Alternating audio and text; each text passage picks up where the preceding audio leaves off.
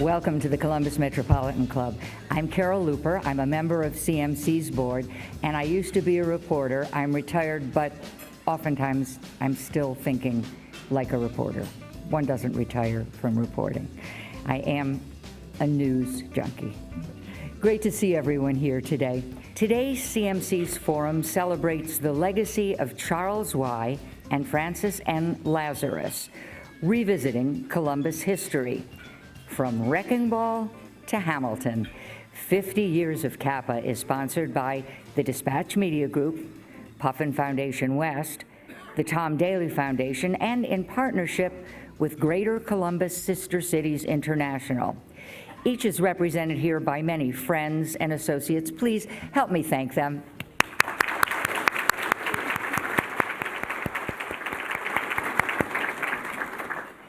And Mr. Daly, time to introduce you. Tom Daly, founder and chair of the Tom E. Daly Foundation, will introduce our speakers. All yours. Thank you, Carol. Thank you. Good afternoon, everyone. And thank you, Carol, and thank you, Jane. I'm very pleased to be here along with my spouse, Sung, on behalf of our foundation and also on behalf of our many employees at Zoop, some of whom have joined us here today, and to introduce this forum. Our foundation is pleased to support the Columbus Metropolitan Club, engaging in the community in important conversation each week. And today we're honored to help recognize and celebrate CAPA's 50 years of arts in the city. We were also involved as one of the presenting sponsors a couple of weeks ago at the wonderful organ concert with Clark Wilson and Simon Gladhill, and that was just a fantastic time. If it weren't for a few tenacious leaders, our flourishing downtown art scene would be a far different place today. Let's welcome the people who make and have helped make theaters and arts in Columbus a huge success. So I'd like to introduce the president and CEO of CAPA, Chad Whittington.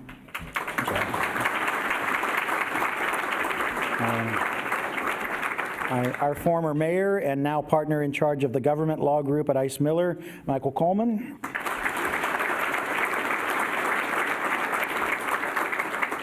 A CAPA co-founder and longtime board member, Lawrence Fischer.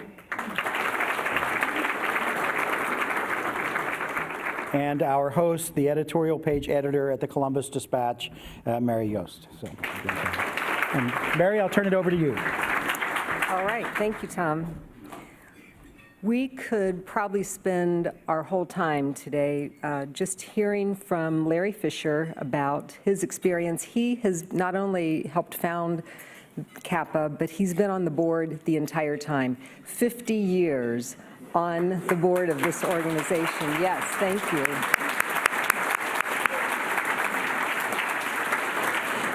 But we'll try to narrow it down to hear just a few key points from your perspective. And I think, first of all, when you and the other co-founders, and I think one of them might be here with us today, Scott Whitlock. Thank you. What did you and your co-founders think you were creating? Well, I think to answer that, I almost have to tell you what the situation was and what little time we had to think about those things. There were four of us: Bob Carlsberger, a leading architect, Jean Whalen, a musician and the wife of the Columbus Symphony Orchestra music director and conductor, Evan Whalen, and Scott Whitlock, myself, two attorneys, two very young attorneys. We were 28 years old at the time. The four of us met for the first time 10 days before the demolition of the Ohio Theater was to begin. The Ohio and the adjacent building were owned by developers who had already made the drawings for the construction of a high-rise building. The project was ready to go. All of the fixtures inside the building had been sold to another group of people who had scheduled a tag sale, a giant tag sale auction. And as a matter of fact, when we were involved at that time, every chandelier, every sconce, every seat, everything in the theater had a tag hanging on it. In those 10 days, from the time we met, we published a full-page announcement of the problem in both of the daily newspapers. A copy of that is actually sitting out on the registration desk. You can see it on your way out if you haven't seen it coming in. We formed CAPA. We raised the money to buy an option to purchase the 2 buildings, and we raised the money to buy back all of the fixtures that had been sold. Then, in the ensuing 2.5 months, with help from the likes of Bob Lazarus, Professor Phil Jastrom from OSU, John Galbraith, and many others, we raised enough money to cover the first year's operating deficit, and we arranged for CAPA to borrow the entire purchase price, and we hired a staff of 4 to operate the theater. Now, you would think that during such a hectic time, there would be no time to think. But urgency seemed to have sharpened our thinking. And I tell you that because one of the things that I personally am most proud of is that in that time, when we created the organization, we could see that it was going to be a tool for the performing arts. A theater is basically a critically important tool for putting on great types of performing art. And basically, we were thinking we were going to convert it, as we did, into a performing arts center. And so we did not name the organization the Ohio Theater Association. We named it the Columbus Association for the Performing Arts. And I am equally proud of the fact, about which I had less to do with, a smaller share of the work, but over the last 50 years, CAPA has truly grown into its name. Very good, thank you. Now, Larry's not the only one who has a long association with CAPA. Chad, you literally started sweeping the floors there in 1998, I believe. And your love affair with CAPA has lasted longer than a lot of marriages. How has your relationship with CAPA continued for so long? Well, my wife's here, so I'll talk about CAPA, but not marriages today. It's a great organization. CAPA is just a wonderful organization. That's why I've stayed around so long in a thriving community. I say often that I feel so privileged to watch an organization and be a part of an organization like CAPA that has grown so much. But in a city like Columbus, if you think about how much we have changed, for me it's a 20-year perspective. It's incredible, and to be a small piece of it with my roles at CAPA, but to be able to watch the larger success that we've had. And of course the Blue Jackets now, a great new exciting chapter for us. Yes. But that's kept me at the organization so long. And great staff has been a part of it as well. I've worked under 2 incredible leaders at CAPA, Bill Connor and Doug Kreidler, amazing staff. We've got 2 tables of staff and board members over here. It's really, you take all those things and you get into an organization like CAPA and see the impact that we can have on the community, and you just want to be a part of it for as long as you can. And I've been lucky now for 20 years to be able to do that. Wow. So, yes. Mayor Coleman, when you're in charge of a city like the size of Columbus, it's a big job. You've got, city infrastructure, public safety, community relations, economic development, and more. How, in addition to all of that, did you view your role in promoting the arts? Why was that something that was important, and what role did CAPA play in, well, let's just stop there. Your role in promoting the arts, why is that something that, as mayor, you cared about? Well, I have always viewed the arts as something that provides for a greater quality of life for its citizens. In every way. It's the glue that brings things together. But I take it a bit further in that I view the arts as a tool for economic development, a tool to educate our children and to see them grow in a great way. And with the Lincoln Theater, I'll wait for the next question. With the Lincoln Theater, it was the catalyst for not just rejuvenating the theater, but rejuvenating an entire part of the city of Columbus that had a historic renovation followed historic neglect. And the theater turned that around in a way that if you could have seen what it was and to know where it is today, and seeing where it is today, it is a wonderful addition to that community and has driven new housing, new jobs, new opportunities, a new life, a great hope for that neighborhood, for the Near East Side. But I can talk more about it if you ask me the question. Well, you jumped ahead.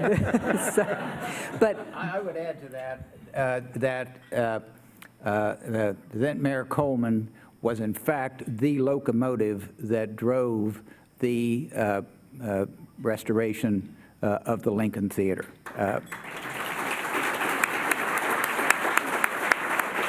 Oh, the streetcar, right?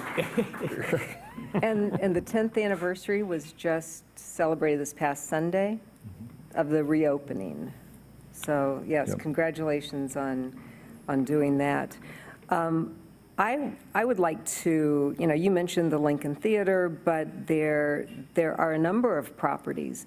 Larry talked about CAPA has grown into its name. It's more than just the Ohio Theater. CAPA owns the Palace, the Southern, the Lincoln, and even the Schubert Theater in New Haven, Connecticut. Chad, I wanted to ask you, has CAPA reached its capacity for owning and managing theaters, or is there more it could or should take on?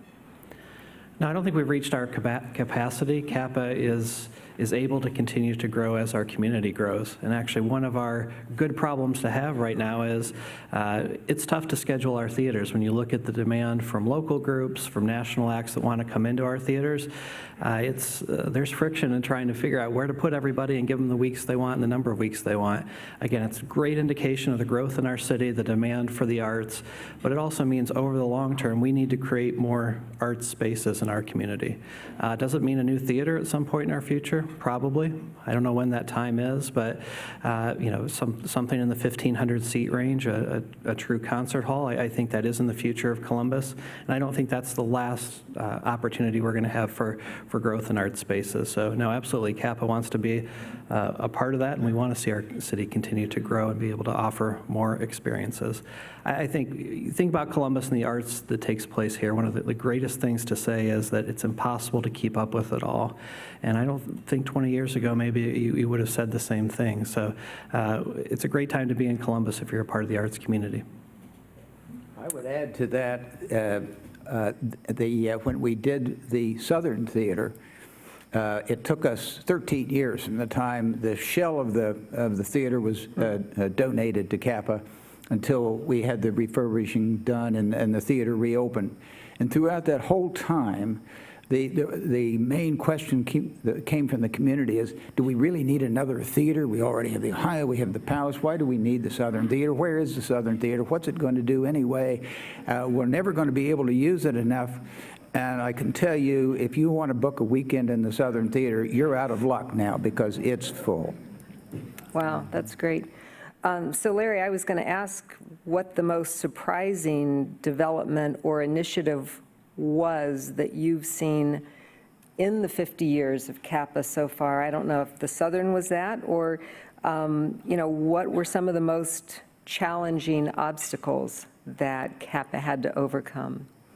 Well, for surprise, the greatest surprise, and I suppose it was also big obstacle that we did overcome came right away, and that is right after we had purchased the option back in 1969. We were, putting together the arrangements to, be able to borrow the money and all of that to do the closing and actually own the theater. We looked around right away around the country about, well, what do other people do that have purchased an American movie palace and with the intentions of converting it into a performing arts center? And to our great surprise, we found nobody had ever done that in the United States. So that was quite a surprise. And in fact, the outgrowth of that was that the Ohio Theater was named as a national landmark. President Ford came out to do the actual dedication part.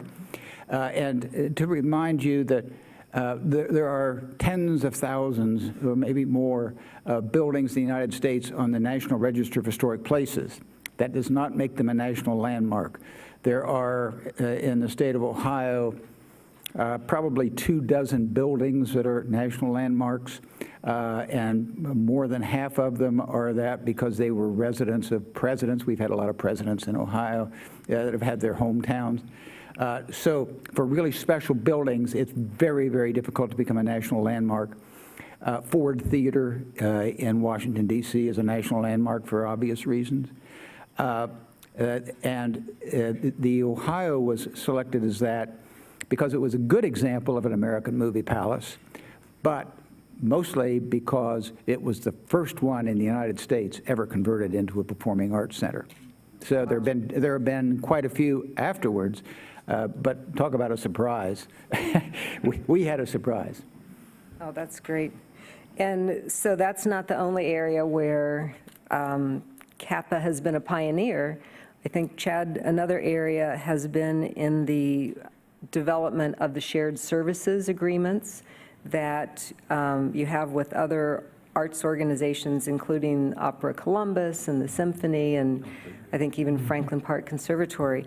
Can you tell us a little bit about how did that line of business come about, and how important has that been not only to sustain and grow CAPA, but also the organizations that it serves? Yeah, shared services really evolved out of financial necessity. There were times when groups, from an administrative perspective, their expenses were weighing on them as organizations, and in many cases, that led them to come to CAPA and say, how can we work together and lower our expense? So that's why it started, but that's not why the model has been successful. It's been successful because it makes good financial sense, not only for the partner groups that we work with, but for CAPA as well. Take administrative employees, we can go out and spend more money cumulatively than we could individually as organizations, again, get a higher level of expertise. We've got a great staff at CAPA, and at the same time save all of us money. And what does that allow us to do, and what does that allow the partner organizations to do? To focus on the artistic product that they're creating for the community. So we handle administrative things so they don't have to worry about taxes and payroll, things that are important to run a business, but aren't necessarily the focus of the arts, and let them do really creative work. And I think that we've seen that over the last 15 years since we've had the shared services model in Columbus. I think it's also increased collaboration. Groups feel closer together. They work closely together. We've seen some incredible things come out of that, Twisted being an example, and we're going to have Twisted 3 take place this coming September. We're excited about that. So, really, we're all about the arts, but there's a business side to us too, and this was just a way for all of us to come together and spend less money on administrative items and more on the art that we want to do to serve our community. And it has been, it's been a great model. It's been a model that we have shared with other communities, and it is now, although our model isn't replicated exactly like we do it here, there are a lot more examples of collaboration across the country than there are when we started 15 years ago. That's great, and we do like collaboration in Columbus. It's something that I think we see all across the community.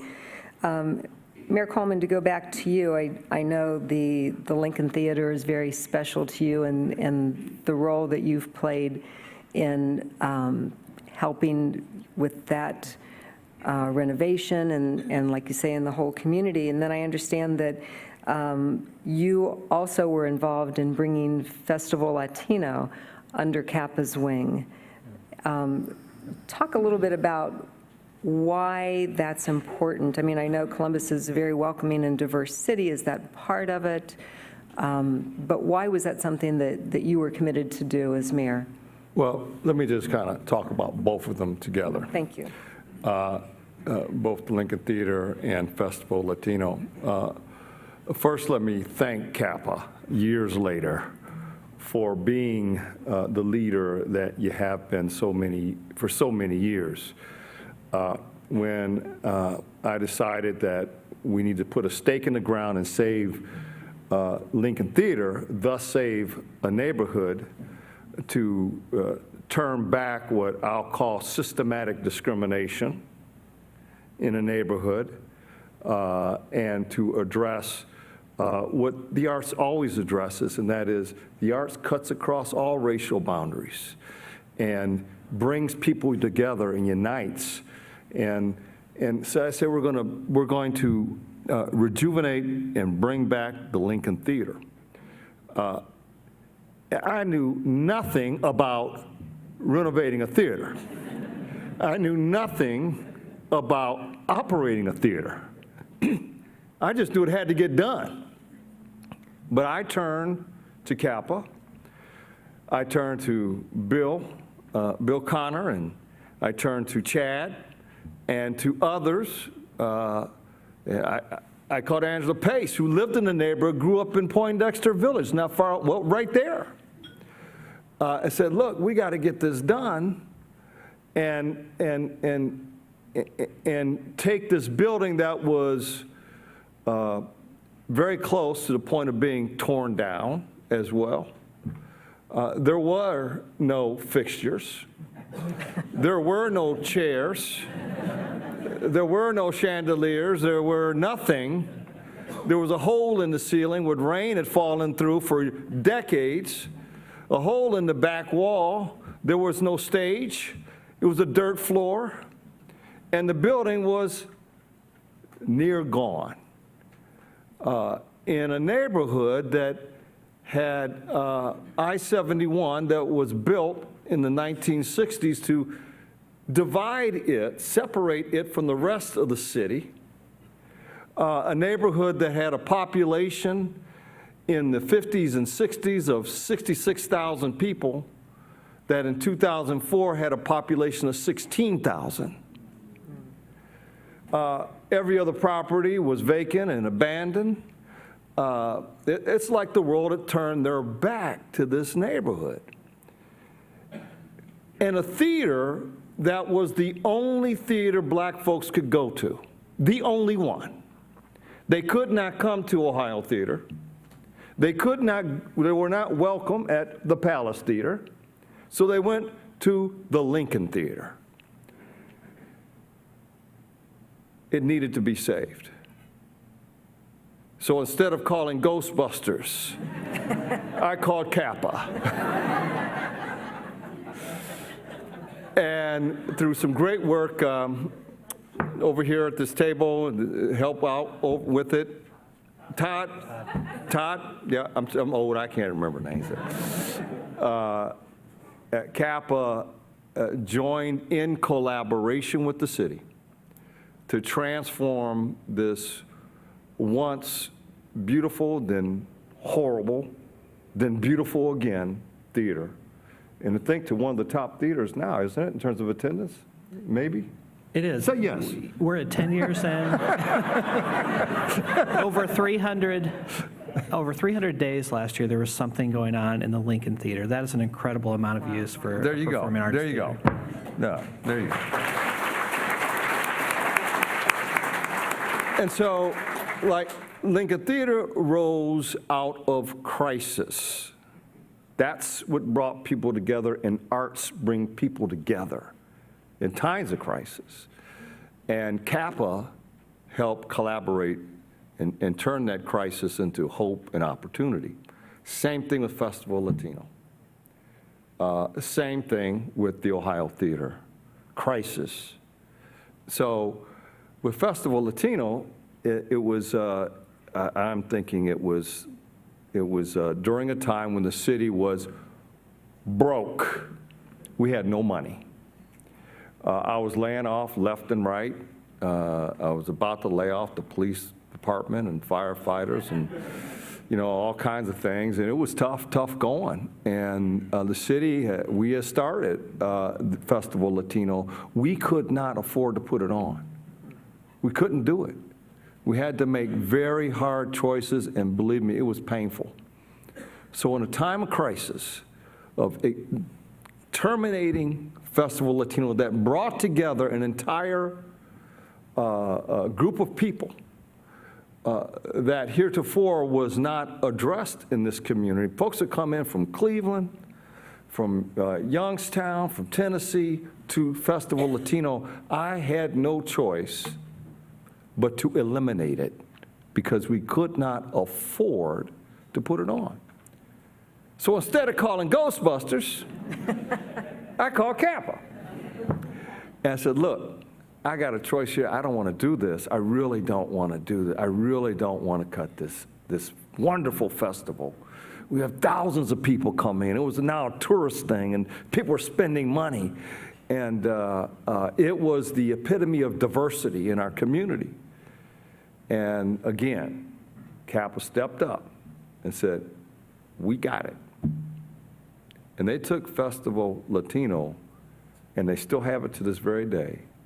And it has become, again, a wonderful venue, a showcase of our diversity in the city of Columbus. And I want to thank CAPA once again.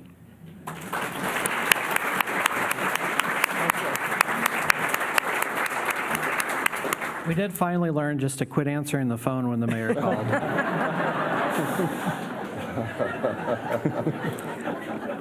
One of the things that I love about where CAPA is right now with the, celebrating 50 years, and we just had this great run of Hamilton, which I think kind of reintroduced a lot of people to CAPA. And if you haven't seen it, the lineup is out for the next season of Broadway in Columbus with some great shows coming: Dear Evan Hansen, Mean Girls, My Fair Lady, Jersey Boys, one of my favorites. But I'm wondering, with Hamilton, it just seems like it was made such an impact on the community. So, Chad, is there a Hamilton effect that CAPA has seen and is going to be building on in the coming years? And if so, how does that play out? Sure. Yeah, the good news is there is life after Hamilton. So we've got a great season coming up. We're excited about that. I think there are really two different Hamilton effects, and one is fairly easy to track, and that's the number of subscribers are up, the number of people visiting the Broadway series are up. Because of Hamilton, they've been up a couple of years. And so now we see what happens on the back end of Hamilton. Subscription renewal is taking place, and what we know is that based on the pace of those renewals, we're going to end up with more subscribers at a regular level than we had before Hamilton came along. So it has been good for Broadway. It's raised awareness. The other effect that I think is equally or more important, and that is going to be a lot harder to track, is the effect that it has on the rest of the arts community. We had 64,000 people come through the theater for 24 performances of Hamilton. A lot of those folks had never been into the Ohio Theater before, and a lot of those folks had never been into a performing arts theater before. It doesn't matter to me if they come back to the Broadway series, if they go to the symphony, Pro Musica, opera. If they're now interested in the arts and interested in what they can see in our great venues, and they come back, buy a ticket for somebody else, I think that's a win for Columbus. And that is going to happen. I will just never quite be able to track the numbers on that. So I think it's incumbent on all of us as arts organizations to really push right now to make the community aware of what we've got while people are interested, while they remember what that experience was like, sitting down and experiencing a tremendous show with 2,800 people. That is amazing. Larry, I want to ask you a question, but I also want to put the audience on notice here that we're going to go in a couple of minutes to the audience participation part of the program. So there's a microphone over on that side of the room that you can begin lining up to the microphone so that you can ask your questions. So we'll get there in just a minute. Larry, I would imagine that the board tries to spend some time looking into the crystal ball to see what the challenges are, other than maybe not answering the phone when Mike Coleman calls. What other challenges do you and the board see for CAPA going forward?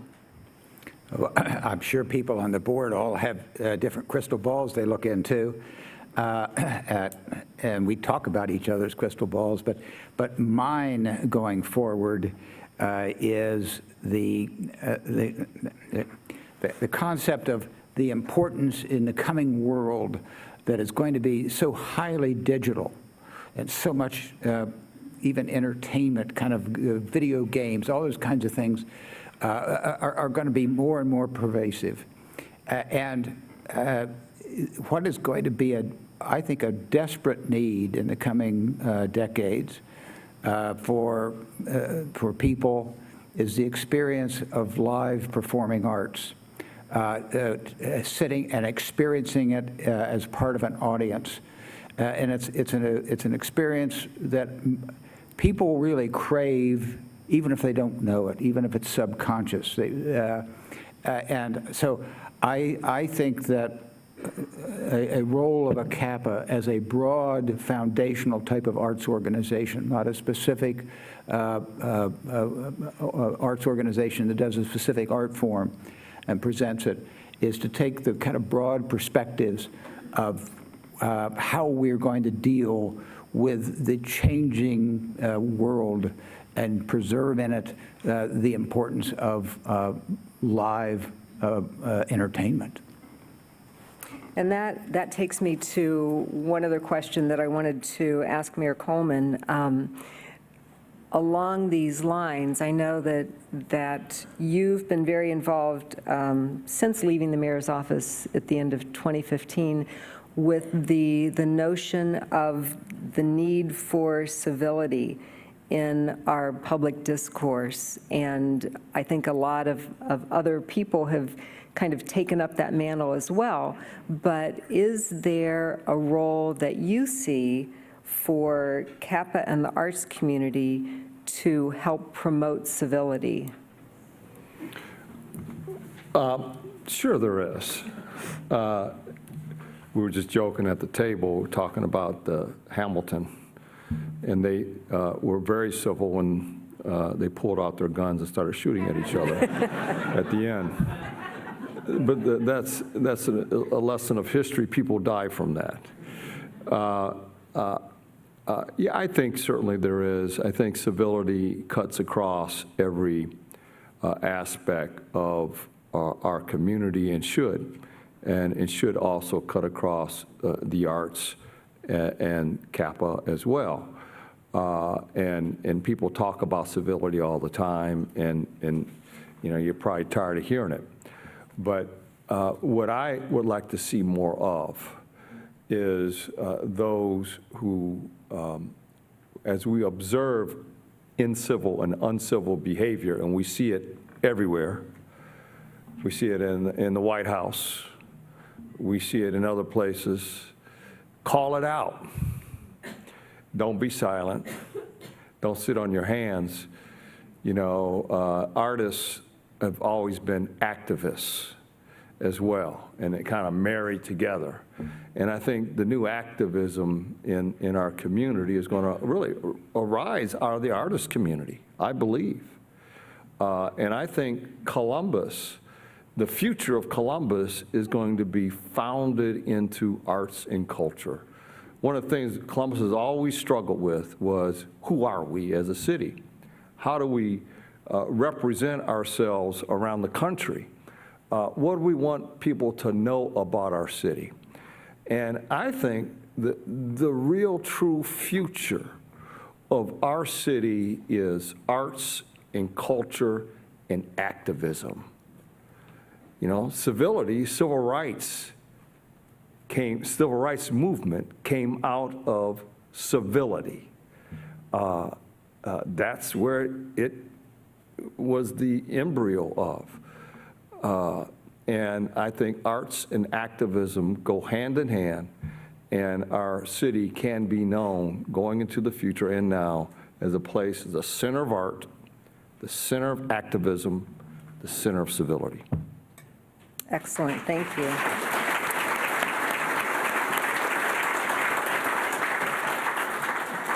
And Tom told me to say that. He's over there. It is CMC's tradition to take audience questions, so we've got a couple of folks ready to go. Please make sure to state your name and ask your question. Avoid editorial comments, leave that to me, that's my job. And remember to end your time with a question. So if we can have the first question, please. Thank you. Thank you. My name is Gretchen Hummel, and I'm going to break your rule just for a second. If you have not been to the Lincoln Theater and you think you're an audiophile, or you are one, or you know an audiophile, I highly recommend that you look at the vast and variety of offerings of music performances at the Lincoln Theater. It has hands down the best acoustics of any theater I have ever been in, and the music performances therefore are amazing. All right, I'm done, I'm sorry. Okay, thank you. I could speechify about my topic too, but I won't. I'll ask a question and then let one of you talk about it. I know that CAPA, because I am one, CAPA has more than 700 volunteers, and I would like to know what you think the importance of community volunteerism for CAPA is, and how you can promote more volunteers, because it's an aging group, and we could use more bodies. Thank you. I think the story of CAPA's founding and the four original founders is impressive, but equally impressive to me is if you look back over the last 50 years, all of the folks from the community that it has taken to get us to where we're at today. It's volunteers, it's the union stagehands that work for us, it's the staff, board members. I imagine most of you are here today because you've got some connection to CAPA or have had over the last 50 years. To me, that's an impressive story, a community coming together, and the volunteers have been an important part of that throughout our entire 50 years. Last week was National Volunteer Month. We did a couple of clips to recognize our volunteers. I think the number is like 70,000 hours of volunteer service each year to put on all the shows that take place in our venues. We couldn't replace that with paid staff and still be a viable organization.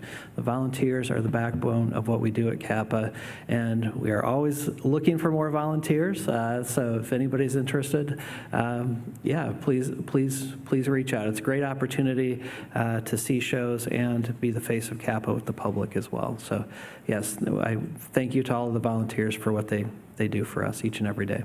I would add that in 1969, in September of 69, when we started operations, I said we had hired a staff of 4 to manage the stage manager, house manager, executive directors. Well, we also had to have, in those days, many dozens of volunteers, and we had them immediately.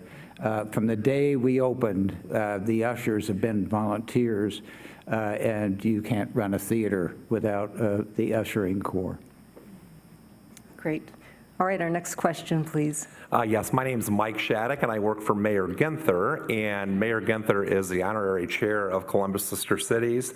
Everybody has an invitation on your table. May 15th, a Paganini Violin is coming to Columbus, Ohio. 276 years old. It's only been in the United States 2 times, New York and San Francisco. It's coming to Columbus, Ohio, and it'll be here on May 15th. My question for this panel is, how significant is this, and what does it mean for you, for Columbus, to be hosting this international treasure?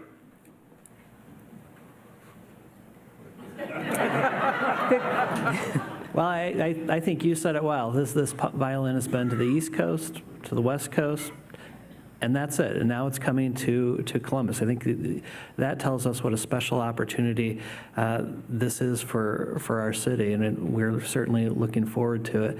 It's going to spend some time at the museum, is my understanding, before we have the concert. So this is a once-in-a-lifetime opportunity. I can't remember now the last time it was here, but it was over 10 years ago, I think, and here I mean in the U.S. So yeah, we expect to have people from all over the country coming in to take advantage of this. So this is the kind of opportunity we want for Columbus, something that you can see here. You can't go anywhere else in the country to see. So this is going to be pretty special. All right, thank you. Next question without an editorial comment. I wasn't going to give you one. Great, thank As a you. former chair of CMC's board, I know I don't give an editorial comment.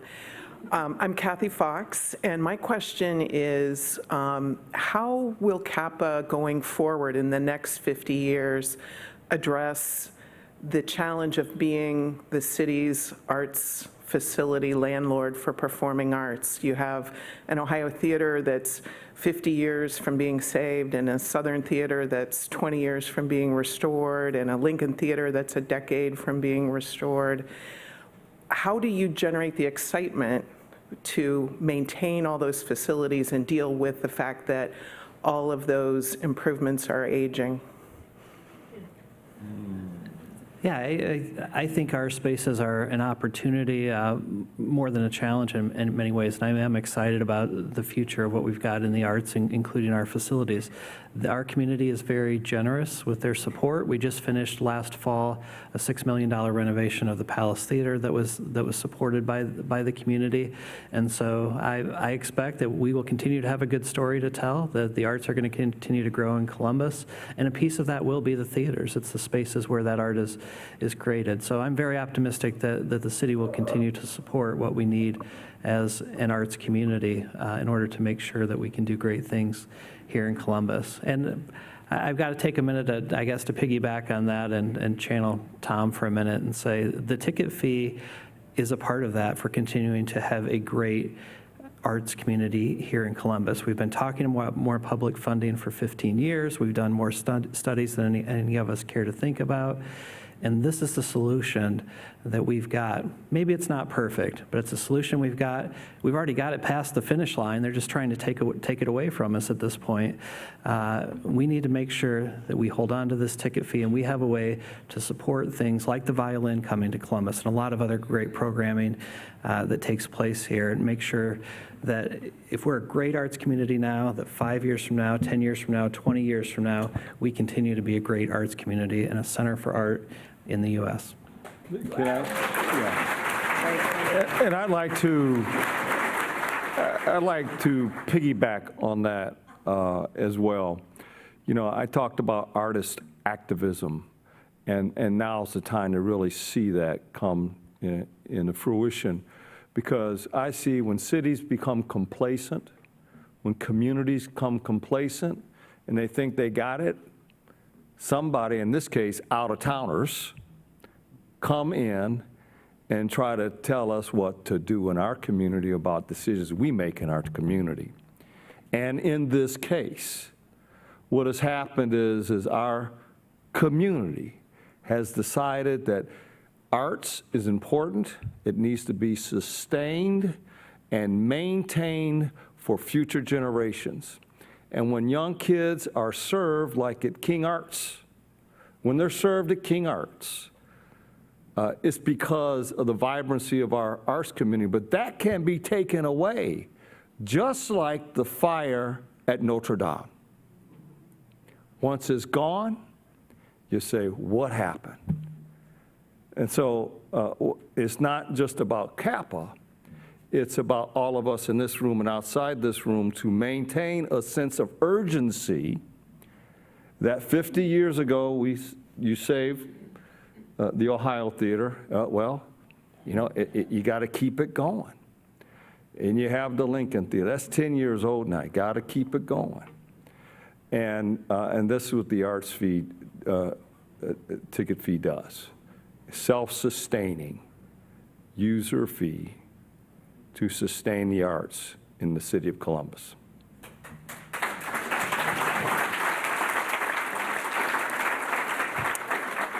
All right, our next question. Yes, my name is Mike O'Brien, and I first want to thank you for the beautiful work that was done on the Palace Theater, making it much nicer than it's always been, and especially to thank you for the additional legroom on the main floor for those of us who have bad knees. That is so greatly appreciated. Okay, my question is in particular about the Palace. It was originally saved by Catherine Levesque, but became part of CAPA. Can you tell me the history of how that came together? Who approached who, and what were the details that had to be worked out for that to become a major part of CAPA now? Yes. Kathy Levesque, when she took over after her took over the business after her husband was killed in the airplane crash, looked at the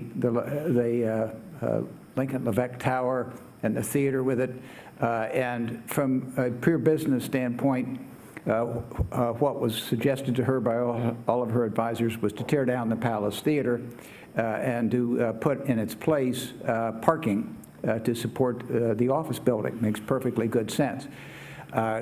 Kathy rejected that, and she decided, using the money, her money and the business and whatever other money outside, I don't know how that was split up, she went in and she did the necessary renovations at that time to keep it operational and arranged to operate it for a number of years.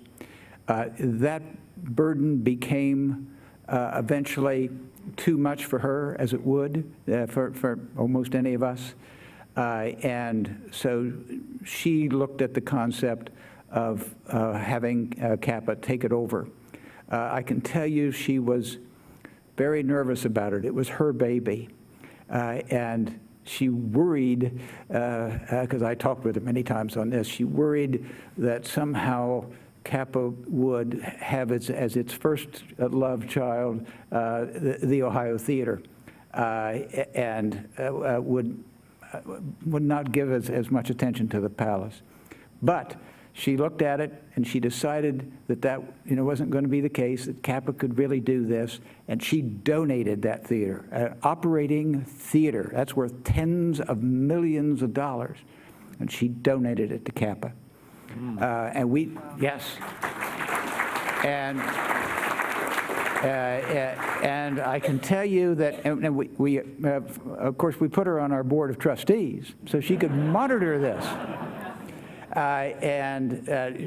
She did, and she grew to really love the idea. She saw that we took care of that theater and loved it every bit as much as the other theaters that we have, and it worked out very well. That's great. I think we have time for one more question. Hi, my name's Marie Trudeau, and thank you for your stories today. I am going to whine just a little bit. I can't believe not everyone in Central Ohio has been to the Ohio Theater, but not everyone can afford live performances. But I went to the Cream tribute a few weeks ago, which was really a fun night, and the tickets were only $25. But they cost me $41 a piece because of those darn ticket fees. So are the ticket masters of the world, it seems like it gets worse and worse all the time, are they going to continue to gouge us on ticket prices? Thank you. Yeah, I think that's a great point, and certainly we get a lot of feedback on that, so that is something we're evaluating, is our relationship with Ticketmaster versus other ticketing systems.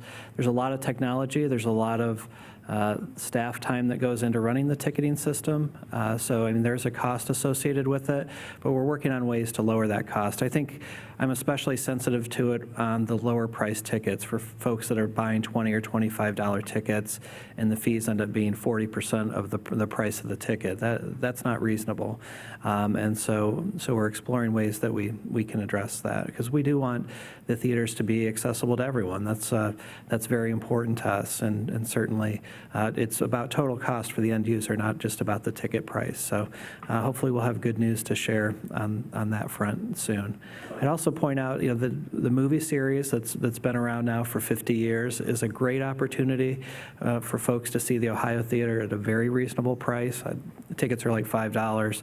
And actually this summer, to celebrate the 50th anniversary opening weekend, tickets are only going to be 50 cents for Casablanca. So I probably wasn't supposed to announce that, so it's a secret.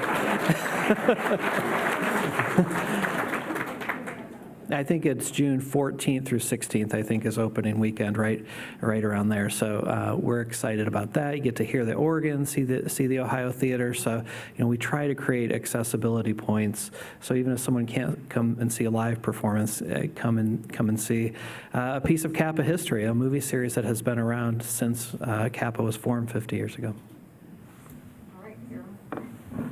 I hope you all found today's forum enjoyable and enlightening. Let's thank our sponsors and partners, the Tom E. Daly Foundation,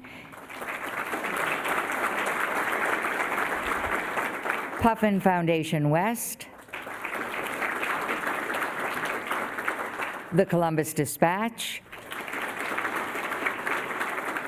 and Greater Columbus Sister Cities International, and our speakers,